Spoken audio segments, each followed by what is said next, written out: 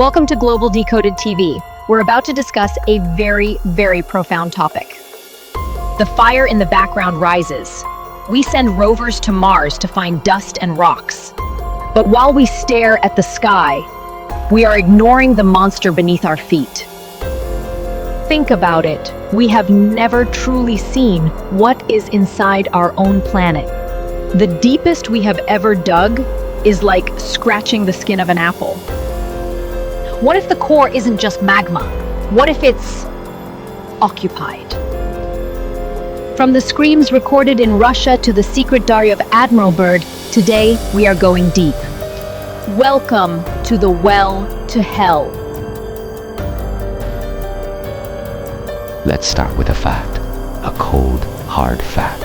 In 1970, the Soviet Union started the most ambitious project in human history. No, not a space station.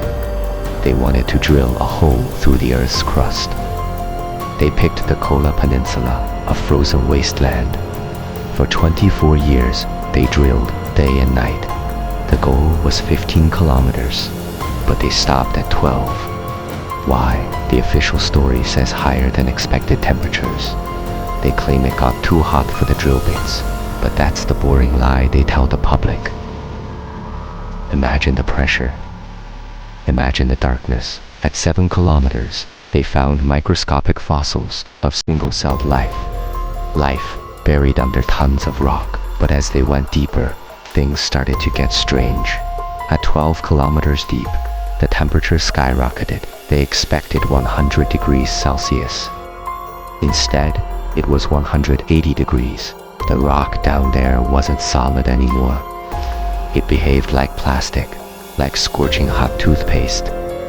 Dr. Azakov, the project manager, wanted to know what was down there, so they lowered a special heat-resistant microphone. They expected to hear the grinding of tectonic plates, the sound of the planet moving. Instead, they heard voices. This is where the official story ends, and the nightmare begins. The legend says the drill bit suddenly spun freely, as if it had hit a vast, empty cavern deep underground, a hollow space inside the earth. Not one voice, millions, screaming, crying, begging for mercy. It sounded like hell. What they heard caused them to halt the project immediately. I am going to play the audio for you now. Some say it's the sound of millions of suffering souls screaming in pain. Listen closely.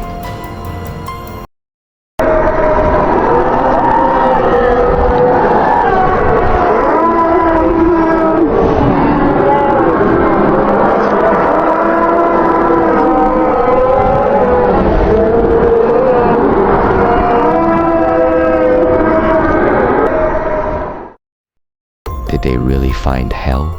Or was it a hoax? Skeptics say the sound was looped and mixed from a horror movie soundtrack. They say the project stopped because of funding, not demons.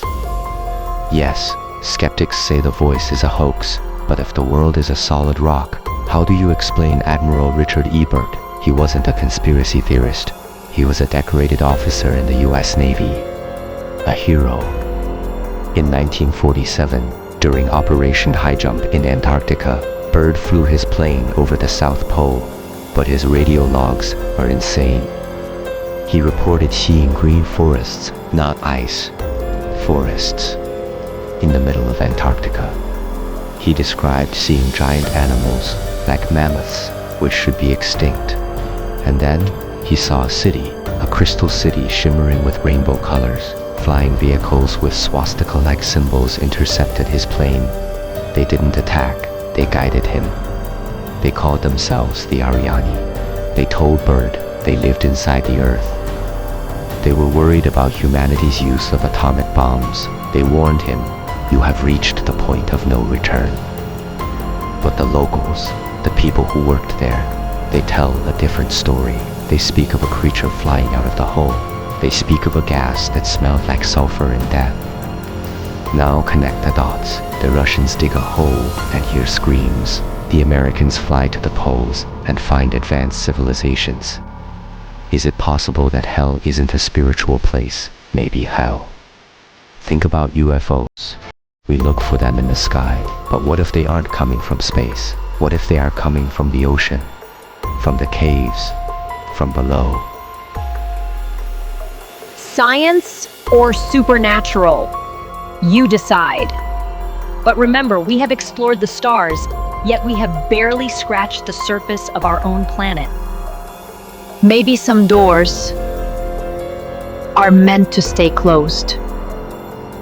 Thanks for watching Global Decoded TV.